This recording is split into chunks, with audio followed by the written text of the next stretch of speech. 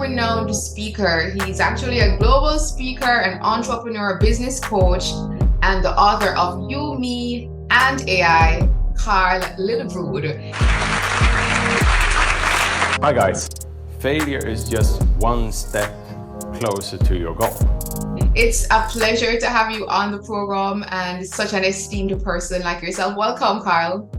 Thank you. And the pleasure is all mine. All right, so we're jumping right into it. By the way, I understand that, well, we had a little bit of back chat, preamble before our actual conversation now, and you were enlightening me that you're originally from Sweden, but you now live in Spain. Yeah, I'm following the sun in a way. And I do see the sun shining brightly behind you. That's very nice. Yeah, it's a beautiful day today. That's awesome. All right, so tell us about, as one of the top speakers in the world, you have done TedX Talks.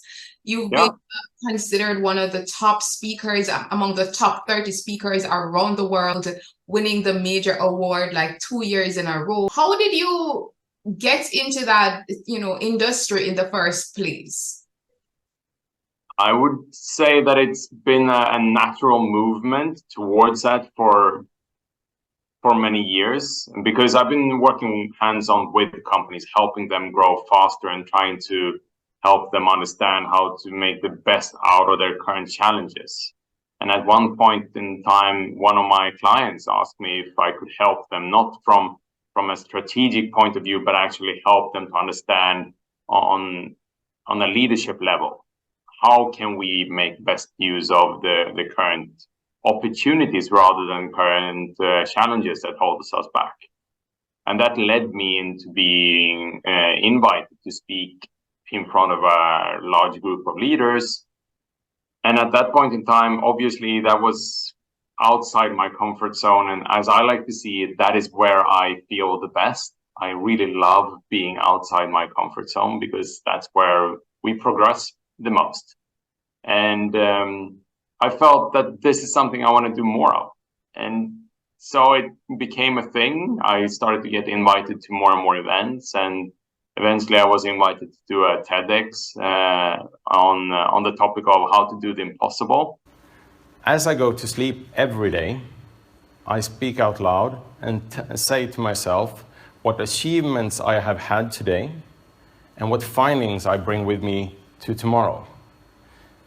That makes me fall asleep with a positive mindset, and I wake up in the morning with a winner attitude, making anything possible. And from there on, I have been speaking all over the world now.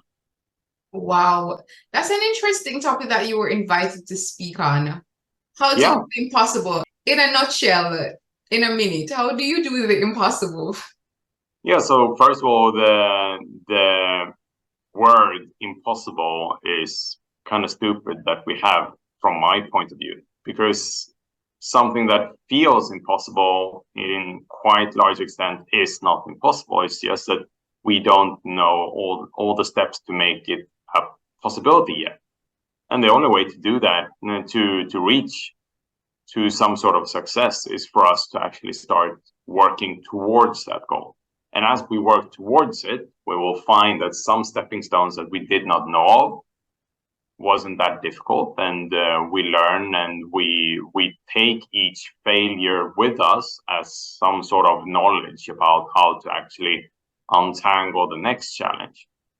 And step by step, we add enough information to reach the impossible goal. Wow, that's amazing. That's in a super short summary of how to actually make things work that you don't think you can do. That's amazing. So back to your story and your journey, because you mentioned your speaking engagement, your speaking career wasn't something that was initially planned. So tell us about what is your original career? What have you actually started out your journey doing? I mentioned some of it just now in terms of being like a business coach and an entrepreneur. What is your main area of expertise? My main area of expertise is probably to see opportunities and to make the most out of them. And that is where I professionally have been working for many, many years and helping companies to work within these challenges and just focus on the different positive sides, even where most people see it just as a negative pain point. And as I have been working in that way for sort of my entire life, I feel that that is a more natural way of going about it rather than feeling threatened by all these obstacles. So when I work in groups and run workshops and so on, the first thing that I do is to have people address what holds them back, to actually see, okay, so where are your personal challenges or the challenges that you feel within the company or the group, so that we can start addressing them and make them less time consuming or less energy consuming, so that you can see at this problem or this challenge from another angle. Indeed. And Karl, the Trailblazers, it's about stories of success and inspiration, but it's also about persons who have overcome various odds to become the great persons in their respective fields, in their respective careers. And give me a bit of insight, give our viewers just a bit of insight about the man that is Karl, in terms of, you said you grew up in Sweden. How long did you live in Sweden? What was your journey like as a youngster? So as a small child, I struggled quite much in school because I have dyslexia, which at that point in time, the teachers did not know much about. So when we're given a homework to solve on my own, I did not manage to memorize things as many other kids can do without the same sort of challenges. So when I was trying to work in the same pattern as they were using, it did not fit into how my mind is configured in a way. So for me, it was very important to understand the logic and understand it from different angles so that I could understand it as a whole and not just memorize it. And this is one of my strengths today, that whenever I step into some sort of challenge, I look at it from several different angles and doesn't just focus on what it is, but what surrounds it. Yes. And I find that very interesting, though. In fact, very awe-inspiring, the fact that you were somebody as a child, as a youngster that had dyslexia, and yet today you are one of the top speakers in the world, right? Yeah. That's crazy. Yeah, but with challenges that we overcome in our younger years, I believe that shape and form us into let's call it the future me in a way. Yes. So I have all these tools with me that have come to me in a natural way rather than being taught to me. And you would say then that sort of pushed you and motivated you into evolving into the man that you are today? Yeah, exactly.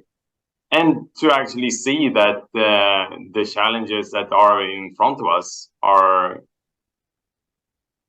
in a way, things that we can reconfigure into opportunities. So the thing that was holding me back, dyslexia, is the thing that is pushing me forward today. Interesting. And that is definitely how you take a negative and turn it into a positive. I really love that. All right. So as a business coach, guide us and give us some insight into the kind of work that you do. What do you do as a business coach?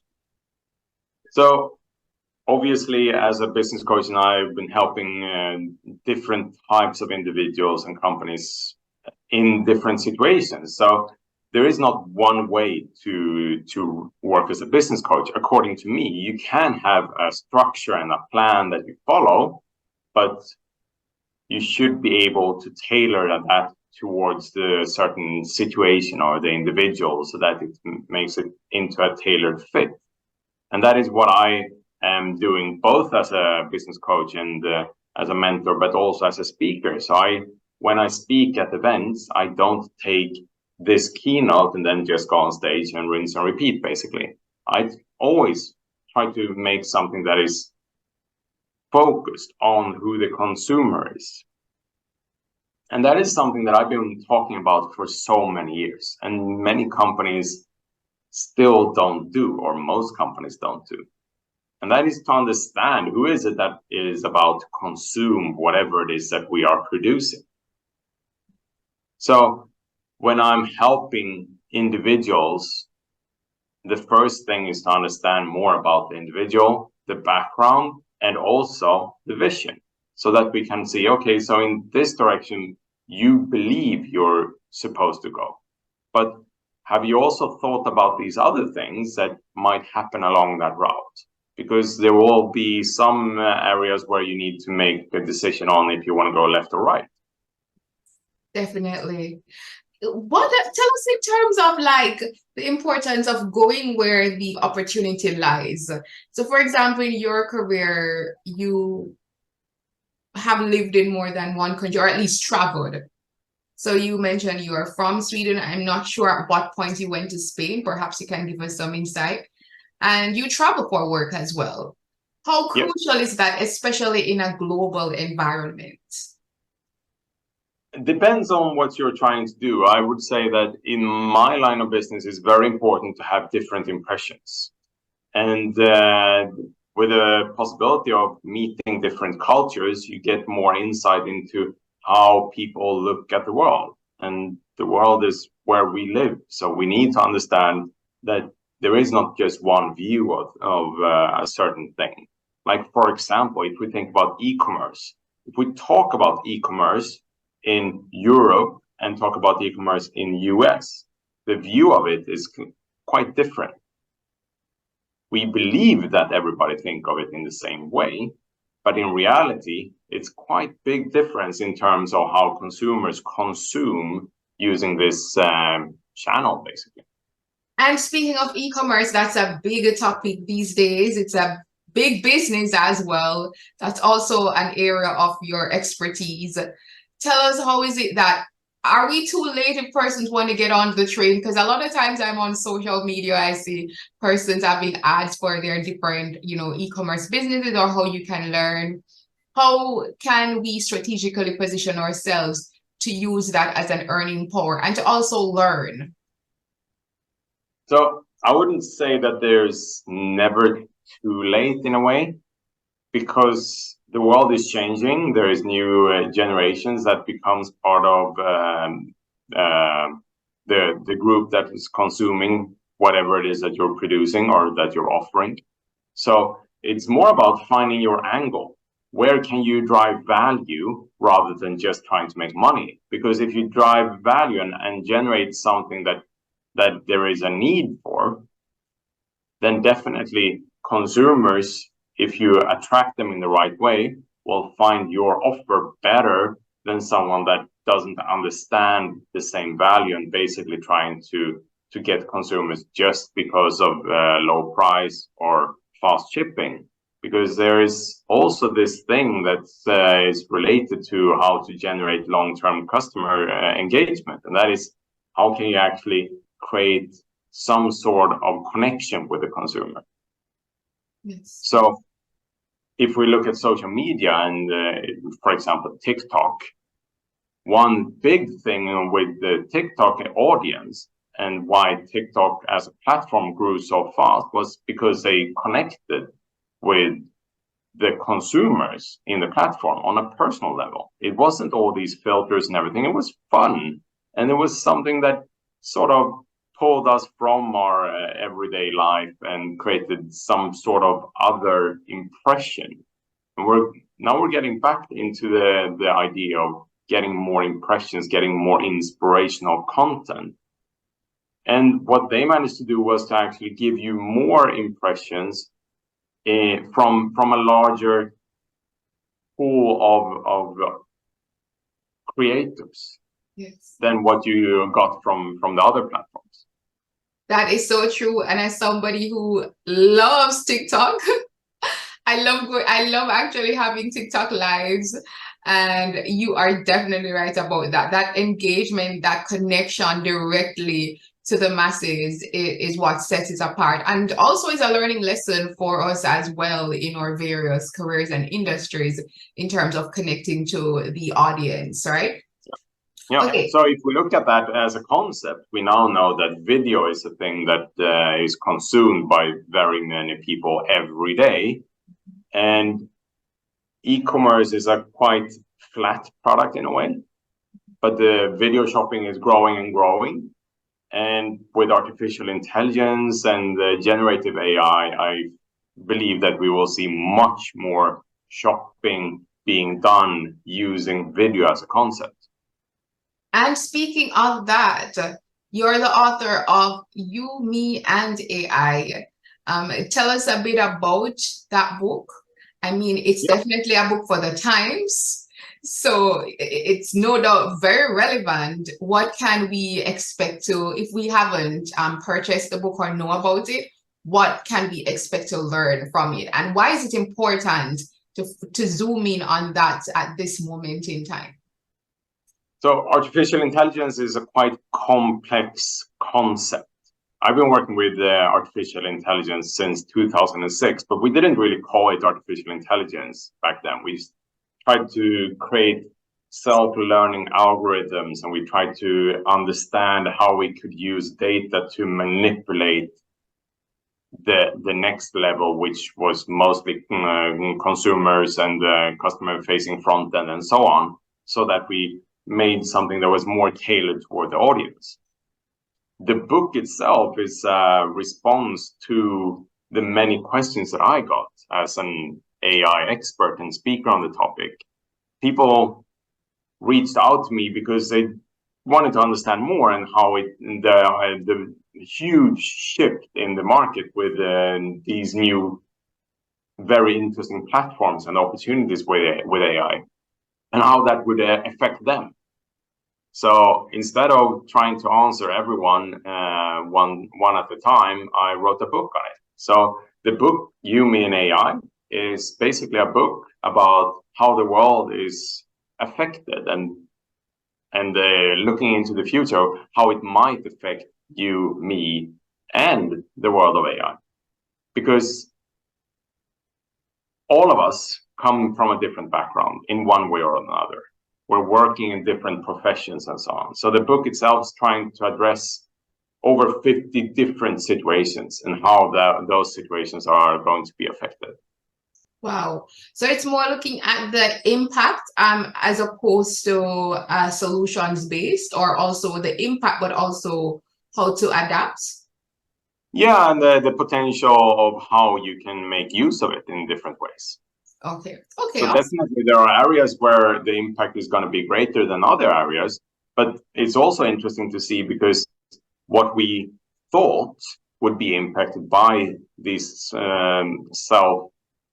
self-thinking machines, if we generalize it, as we zoom out and look back at how we looked at AI in the early 2000s, we thought that, yeah, AI will never be creative. It will never be able to generate music that we like to listen to. And we have been using voice as some sort of identifier and so on and so on. So with that in mind, if you prefer the audiobook of my book, You, Me, and AI, is actually written or recorded with my voice, but a voice that I have trained an AI on. So it's an artificial intelligence that reads the book in the audiobook. Wow, that's awesome. So you trained it in your voice and then it reads it. Yes. Wow. So somebody like myself that is in media as a presenter, but I also do like voiceover work. Am I like, I've heard people say they should be worried in some industries because AI is taking over. How do I capitalize on that? In other words, to not use AI against me, but to use it to my advantage. For example, as you mentioned, as opposed to hiring somebody to voice an entire book. You train the AI to with your voice. How do you capitalize on that? You play around with it some more, and the first step is always to start playing around with technology, I think. So you need to familiarize with it yourself with it so that you understand, okay, so this is how it works. And then start brainstorming, how can I make use of this in the best way? And for example, you don't have the capacity to generate, let's say, 10 audiobooks per day. Because if you do voiceover, it will take some time to actually record your voice as you read the text, whatever it is, if it's a book or if it's a movie that is dubbed or something like that. But what you could do is to say, yes, I'm at full capacity right now, but if you like, I can generate the audio version of my voice using artificial intelligence, and you will get your book in time. Wow. But then, of course, that is where, and then that brings in a whole other set of issues, because in terms of payments and copyrights and things like that, because is it really your work doing it fully, or is it the AI doing your work for you? Yeah. So there are many different angles that we need to think about, because as you say, this is very interesting. Is it you or is it someone else?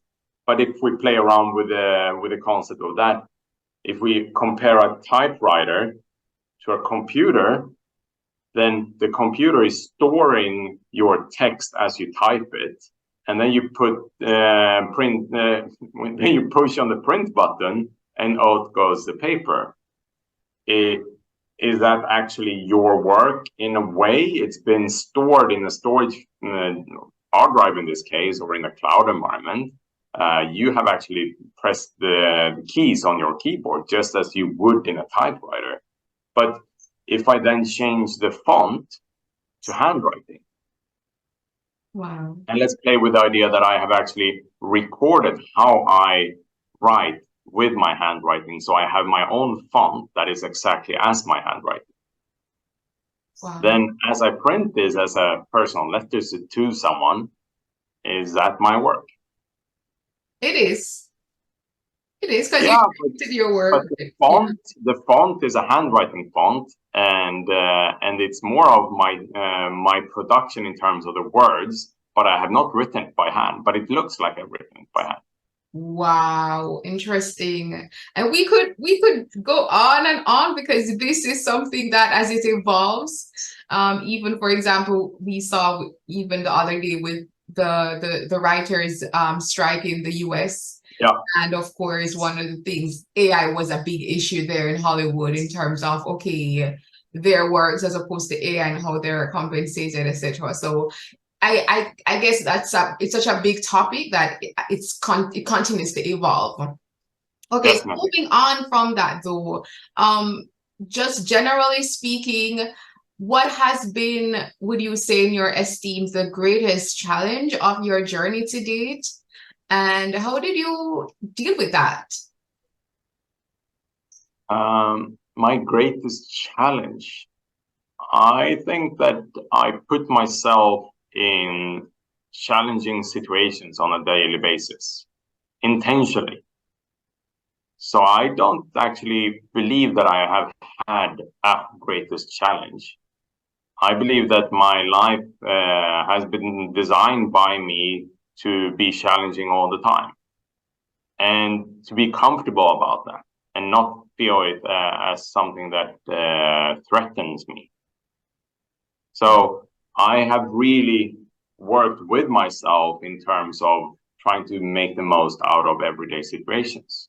And just as another pointer, the first book I published is called Hacking My Destiny, where I really dig into myself and the big questions that I have been carrying around, and I explain how I made these challenges into opportunities, and I teach, or I explain to the reader how they can use these methods in their own environment. Indeed. Okay, as a speaker, give us quickly some top tips. It could be 3, it could be 5, but some top tips that anybody that is interested in rising in their speaking career, or even just for everyday purposes, maybe in your board meetings or just in front of an audience, some top tips that you think is essential. I think it's very important to find your style. And with style, it's not just how you dress, but actually how you want to do your presentation on stage. There are people that rehearse their presentation and memorize each and every word and how to say them. I know speakers that create one keynote every year, and then they, throughout the year, you repeat that keynote at every event. And at every event, they try to analyze, how can I fine-tune this one word to make it slightly better? And I personally, I create unique keynotes for every event. So I have a new keynote for every event. But of course, there are puzzle pieces that I reuse. There are different storytelling methods that I reuse. And I personally believe in keeping the attention span on a top level all through the presentation. So I use a massive amount of slides, but I don't use any slides. And what I mean with that is that I do storytelling, but I do it on an advanced level. So with storytelling, I'm actually embedding how artificial intelligence fits in a natural way in our everyday life and in our work environment. And the slides behind me is just to add body to the story. There's no text, there's no audio, there's no moving pictures. It's just a still picture. And for a 30 minutes keynote, I have normally around 100 and 120 slides. Wow, that is interesting. So finding your style, you would say, is one of the crucial ways to ensure that you level up. Yeah, and as with anything that you produce, analyze how people pick it up. So on the stage, I analyze how the audience react to what I'm saying. If I'm going into the details, are the audience following me down this path? If not, then at that point in time on stage, I switch and I zoom out and I keep it on a higher level. If I feel that the audience is still with me, then let's dig deeper. Let's talk about the technology behind all of this so that you understand the logic rather than just the high level. But it always depends on the energy in the room. Do I feel that I have you with me, or have you started to swipe left or right on your phone, basically? Speaking of left or right, we just have like about a few minutes left, but it's our fun moment time of the interview. So Samsung or iPhone, or Android, I should say, or iPhone? Yeah, I'm going with Android. Okay, interesting. Most people would say, a lot of people say iPhone. Why is it Android for you? Because with iPhone, I have a more limited space, I feel. And I prefer to not be as limited. I prefer the opportunity to, in my own way, choose how I want to make the platform support me. Okay, I love that. I love that. It's very weird because I have both, but I personally also prefer the Android. All right. Okay. And next thing is living your life outside for the rest of your life, or living your life inside for the rest of your life, if you had to just choose one. Oh, it's an obvious choice to me. Do you want to be in the box or outside the box? Of course, I don't want to be in the box. So it's definitely outside. Definitely. I definitely thought that too, especially as somebody that is in Spain. You're gonna love the outdoors and the sunshine. So yeah. Okay. All right. That was a nice little, well, it's not an icebreaker, but a nice little fun moment. Final question for you, Karl. Of course. What is your advice to other persons who are looking on, who want to excel in their various career, their various field? What's your advice to them? And also quickly share with us how we can follow up with you if needed, or persons who are interested. Of course. So first of all, follow up. Go to karllillrud.com.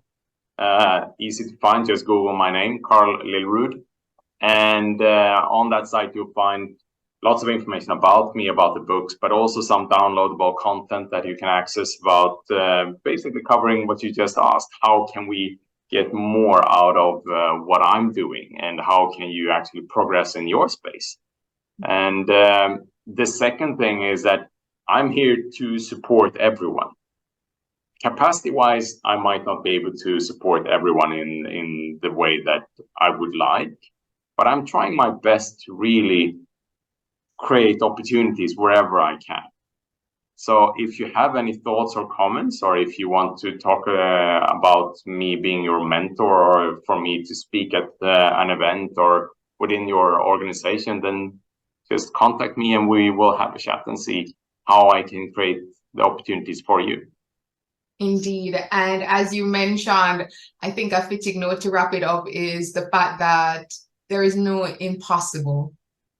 Exactly. I love that. I love that. Thank you so much, Karl. It's been a pleasure, and to keep blazing your trail in every respect, every part of the world where you go. And hopefully one day we can connect in person and we do this face to face. All right. Definitely. Thank you. I'm looking forward to it. Thank you so much. Thank you for having me. Hey guys, thank you for tuning into this episode. I do always appreciate your support. Be sure to like, comment, subscribe, and just join the Trailblazers family so you can continue to be inspired and be on your path to blazing your trail. Some of our most prominent producer in the industry tell Tony that he could not bust a female artist because failing is one thing. Failing publicly is a very hard thing. My father always said he was growing a prime minister. And I said I was holding my mouth, the lies were going, and I sat and I saw women on the TV just lying bluntly, just like that. Released the all media survey, and when you look at the name Ron Mouchette, 0, 0. And then they send back to say that they apologize. The lady up there never put in the number. Seriously? In terms of help like house cleaning. Yeah, my mom was a helper back then and stuff. To be honest, I was just excited, to play for West Indies. I did it. I made my move into entrepreneurship at 40. What last comments would you want to share with? You have your core values. You do the right things. It'll fall in place for you. Special thanks to our current sponsors Stars Publicity and DG's Nutrition and Wellness Center. If you're interested in being a sponsor, just send an email